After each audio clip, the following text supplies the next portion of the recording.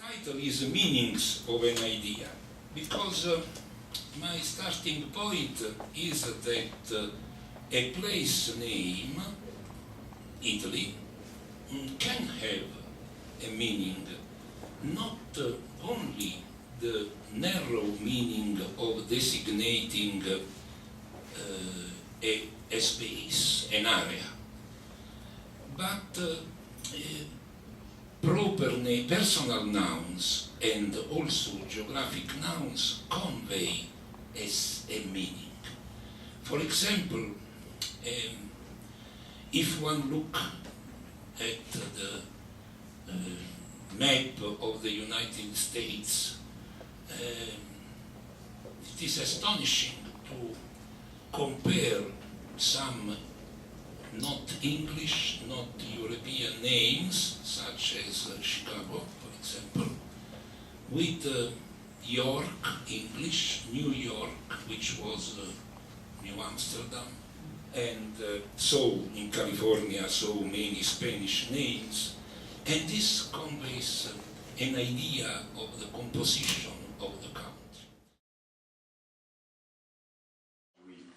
When I was invited to present my artistic project for the art events, I thought that it could work as a sort kind of upturning grand tour.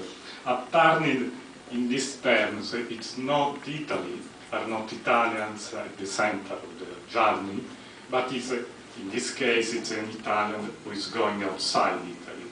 It's not the glorious past of Italy to be at the center or to be represented, but in this case it's a modern day US metropolis, New York, but could have been Chicago as well. So it's the present and, if you like, the future to be represented. But it's technique that's called alla prima, meaning that you're painting directly from life with models posed before you without the aid of preparatory drawings. And so you have these two major strands. So this work falls into follow the Caravaggio work, characters that are painting directly on the canvas, and then you're using a dramatic.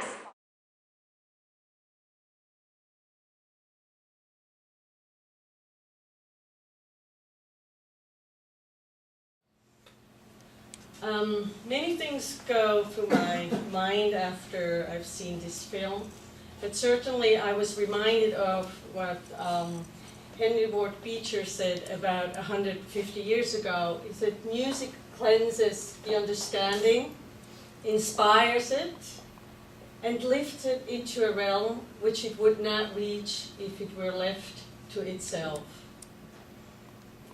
Tonight we are very happy to have Mr. Jeffrey Wolf amongst us. He agreed to say a few words about the importance of music and music therapy in the lives of so many amongst us.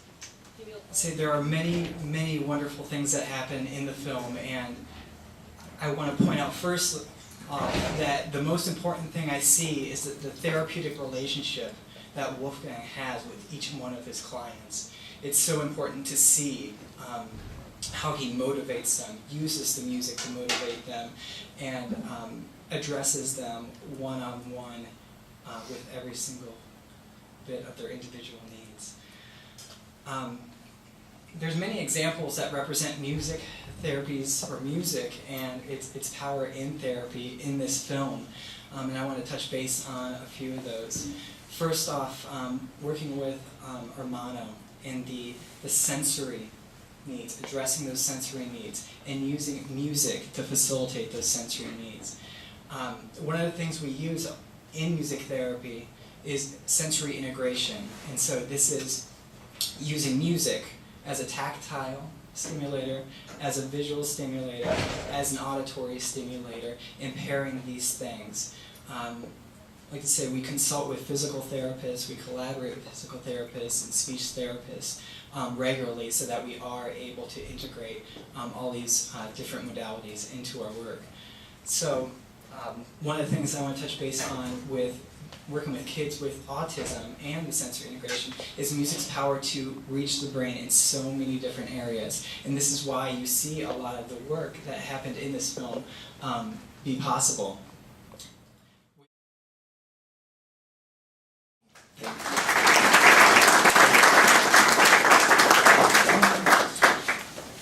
Thanks a lot, and of course, probably some among you will regret my Italian language, because surely I speak Italian a little bit better than English. But but when I listened for the first time Kissinger speaking English, I lost any shame of my English, because he had so horrible pronunciation, and he was much more powerful than I, by the way. Yes, thanks for your presence. I am very glad to have been invited here. I knew already the Italian Institute of Chicago, but I don't remember when and how I was here. That's exactly because I am a little bit old already. So I have so different experiences in the United States, and you will remember that my English is not improved for so many years, but okay, so I still... the theme of this presentation has to do with a lot of... I am not a linguist. I am not an Italianist. So, what do I want to say about the question which is related also to the Italian language, not only to the Italian culture? What does the title mean, and what does the title not include, but I try to say all the same, is that why should I defend the survival of Italian language or of Italian culture? I remember that discussing with Derrida, who was a great theoretician of language, of literature, of scripture, by the way. He always remarked with a sort of deep regret that every day in the world disappear a certain number of languages. If you calculate how many languages are still spoken around the world, admittedly it is difficult to make this calculation, but it's true that the languages tend to reduce, to disappear. I don't know whether new languages are created. My impression is that this is a process connected to the globalization of economy, the homologation, may I say homologation because it is generally it works, of cultures. By the way, the other day in New York I was discussing with some other people, and we remarked together that one of the main voices of the United States export is culture. They don't export, we'll say, cars, absolutely not. They import them from Germany. They export videos, music, movies, and this is a form of homologation, by the way. In many senses,